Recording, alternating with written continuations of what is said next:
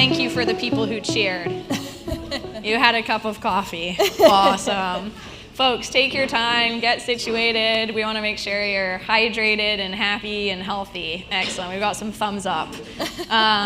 Before we even tell you who we are, I have a confession to make, which is I'm a carbon accounting skeptic. Anybody else with me on that? All right, let's do it. So, how did one of the world's biggest carbon accounting skeptics end up being on stage here talking about the benefits and the positive opportunities in carbon accounting and investing some real dollars from our investment portfolio into a company across the world that has dedicated themselves to doing this? So maybe the skeptics with us will jump in and have some questions and learn some things with us, but we'll kind of take you through this journey here, I suppose, of what it was like meeting Jess and putting our minds together. So, should we say who we are? Yeah. Amazing. I'm Sophie Purdom. I live just around the corner here in Manhattan, and I run an early stage venture capital fund called Planeteer Capital. And Planeteer exclusively invests in climate technology businesses. To be totally honest, I wouldn't want to be doing anything else. I would not want to be doing VC if it wasn't climate tech VC, and have been putting pen to paper, talking all about the opportunities and the data and the trends, and really getting quite analytic with our thesis about this over the last 5 years through a publication called Climate Tech VC, ctvc.co.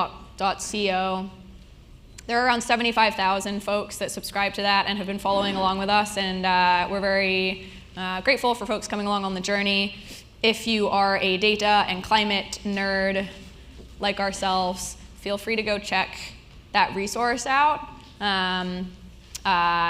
We've heard it's been helpful for many people that are charting their path in climate. Anyway, all of that aside, Jess, how did we first connect? How are we here? How are we here? Yeah. So I am based in Tasmania, Australia, which is a very, very long way away from New York. And we really started, my background is energy and resources law, and I ended up in a pretty average iron ore mine in Tasmania. In Australia, compliance was coming in, board members starting to ask about sustainability. And we ended up starting an accounting firm where we were doing financial accounting, but we really wanted to kind of bring in sustainability accounting in a way that felt pretty seamless for those kind of companies that didn't really care whether that was done or not. And we too became the biggest carbon accounting skeptics under the sun. We basically met with about 12 platforms around the world, and we noticed that when you're kind of born out of a voluntary era, and you're just hard-coding numbers, getting nice donut graphs, that's great. But when your client is the CFO and you're on a pathway to compliance, that really didn't work. And we very much accidentally became a software company that hated carbon accounting. And we decided if we're going all in here on solving that, we need to have some of the best investors in the world who deeply understand this space and also are deeply skeptical on this, which led us to New York to you. Oh, well, that's very nice and not where I was trying to go with that, but thank you. Let's talk about the skepticism, right? So you're an accountant and you're showing up and you're talking to a CFO. Sounds like a terrible start to a joke, first of all, but so you two walk into a room. What words are you talking about? How are you even explaining the concept of carbon accounting? Because my layman's understanding, right, originally, is it's some pretty simple and foolish sounding math, right?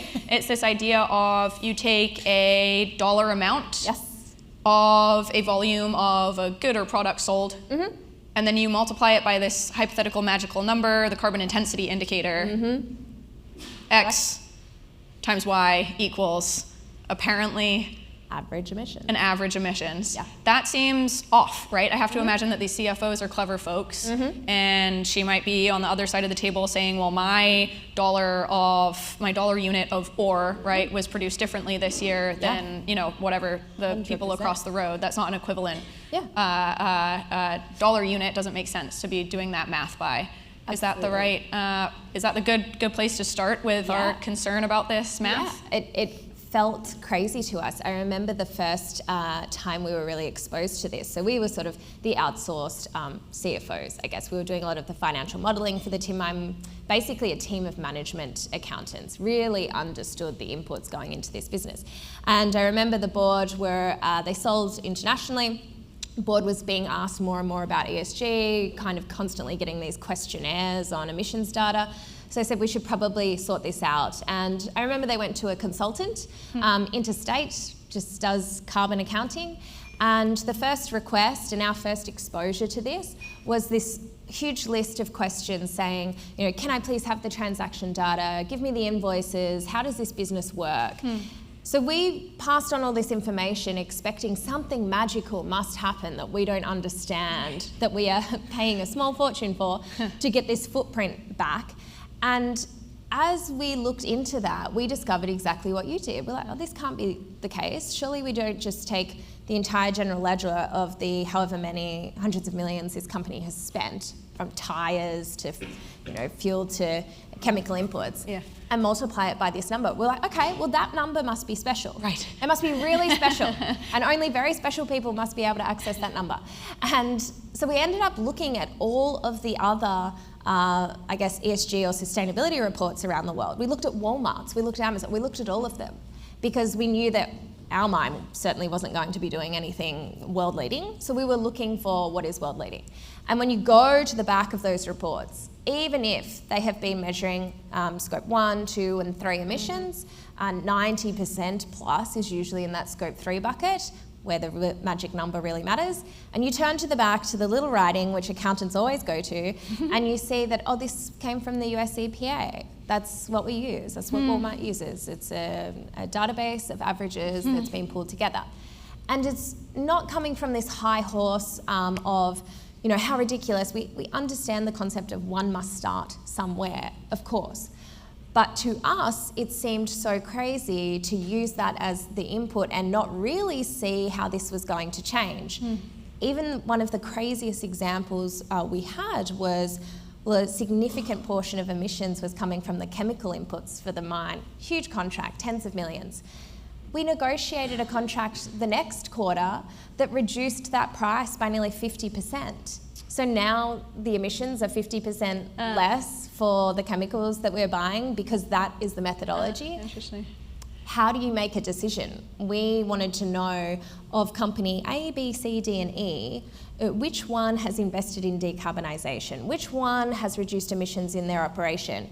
Which one can tell us what the emissions intensity of that product is? And we just realised that globally we're a very long way away from that at the moment. Does this sound familiar to anybody in the room? I'm seeing some nodding, sad heads. So Jess, if the dollar value times a magical emissions factor that's actually just coming from the EPA doesn't equal an accurate or effective carbon footprint in order to make strategic decisions off of, why build in this space? Yeah. What can you crack? It seems like there's so many different parts to this business. How do you bring that accountant and auditor's mindset? Yeah. I think the way largely the world is going is the first thing that needed to happen for the world that we see being true, which is that all businesses, no matter their size, can provide a primary emissions intensity factor for the goods or services they purchase. There'll still be assumptions, as there is in financial accounting, on that, but there would be a basis of preparation such that consumers would start to trust that information, such that businesses could use that to make decisions. We think we have to get there, and we're really not sure how you possibly measure progress to net zero targets without that world becoming true, really. So what has to happen for that to be true? The first thing we said is all the goodwill and desire in the world's not going to help. You need regulation to really drive this into the arena of compliance level reporting and standards. Happily, what we have seen is ISSB coming out, the International Sustainability Standards Board, releasing accounting standards for this that are being adopted globally. In Australia, this was adopted, it passed law last Thursday. New Zealand already has it. Singapore, Brazil, they're all adopting this. EU, UK. this is state-based here, so you've got California, obviously. Let's see where it goes. But what needed to happen was a global understanding that this needed to become compliance. If that happened, you suddenly unlocked the ultra-conservative, rather slow-moving industry of the wonderful accountants and auditors we love, who essentially bring robustness and trust and transparency to financial systems and have done for hundreds of years. So everyone says, how could you ever get to a place where doing carbon accounting to this standard that we trust is as robust as filing taxes? But we made that happen with those existing professionals and those systems and processes. Now that they're standards, you really need to democratize this. And we often say the local baker often gets help with bookkeeping and accounting, filing taxes, payroll. So does Walmart or Rio Tinto. They're not paying the same amount. They're not using exactly the same technology to get there. It's affordable for both, but they're generally complying with legislation in this space that brings clarity and robustness. We want that to happen here. Some of that is outside of the control of an early stage startup, right? We're talking about global collaboration and standards. So as that chugs along, Yes. knock on wood, going back to the math equation, there's two sides to this, right? So there's also the aspect of companies tracking the correct metrics around perhaps volume and goods sold, et cetera, which often, strangely, there is no record of that, right? Or it is actually in that dollar kind of currency unit. It seems like that's a large part of where Someday comes in. And what I like about this business is that it's not just a top-down, pretty heavy-handed, assumption-driven, let's go after a large footprint so that there's funky incentives when you do that, and you're an accounting company that's getting to a large footprint for an enterprise. You then go sell other services, and that's really how you're making money. But that's not quite your business model, right? So tell us about the relationship, I suppose, between the customers and Someday, and how you're working together over time to drive towards accuracy. Yeah, so we really focus on what we call an education-first approach. I think if you believe that the pathway to democratizing access to this is that a mid-market or an SMB can get somebody professionally to help, like they can filing taxes, that person needs to be capable of doing it, and they need to know that that is support they can get. So to give a tangible example, say we work with a large telco. They have a Scope 3 target. They have thousands of suppliers. What they've done using Someday is, sure, everyone starts with averages, but then they take those top 200 suppliers and say, you're making up 90% of our emissions, and we're using US EPA proxy data. We can't hit the target. So what they do is they take the contacts, they've upskilled their procurement team so that they're the ones with the relationship with the suppliers. They know what they're asking. It's not just, here's another form, fill it in, everyone hates the form. They ask the right questions, which feel far more like auditing, accounting questions that you don't expect everyone to know. But on each of those questions, you're providing video context on why you're being asked, how do you answer? And you're not sitting there saying, oh, the business owner running the butcher needs to suddenly, upskill so they can pass this information on to the supermarket. You're saying, invite your existing accountant in and we'll onboard them and make this feel like it is part of their accounting process or their consultant or advisor. Upskill internally or bring those on, but rather than do this as a once a year random form for that telco, get this into your system and process so that when the third telco or the fourth customer is asking you for this data, much like going to the bank asking for a business loan and saying, here are our financials that are suitable for bank A, B, C, D, and E, you can start to do that with your emissions reporting. It's trusted, and we get away from this idea that cannot persist, where companies are filling in their 10th Microsoft form for this kind of data across their customers. So from Tasmania to New York City, you spent quite a lot of time on the road. Of course, starting with lots of these, frankly, further ahead than us in the US countries and standard bodies, but you're spending a lot of time here. someday is working with everyone from SMBs through to large accounting firms and getting into some large enterprise accounts. We're back here in a year or in a couple of years. Yeah. How would you like to be engaging with folks in the audience or with the broader kind of US ecosystem? Yeah, I think the US ecosystem is really interesting because you still don't have compliance. So if you've got a supply chain and you need emissions data, you don't have that same lever of, oh, well, this is compliance for you in X number of years anyway.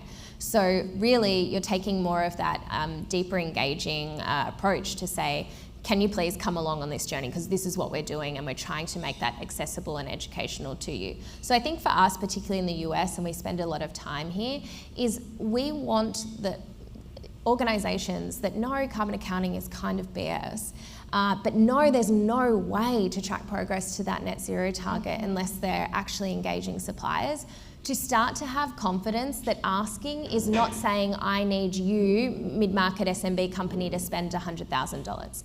We want them to have confidence that actually educating those existing advisors and that internal company to come along on this and embed that as a process is 100% an available option. And we find a lot of those suppliers, if they're given some time, actually willing to engage rather than the big stick that you probably don't have access to here just yet. Brilliant. You know, I could chat auditing all day with you. A long so time. yeah, maybe it's the auditors that make us a little bit more of a believer. So thank you, Jess. Thanks, folks, for sticking with us. Thanks for having me. Appreciate it.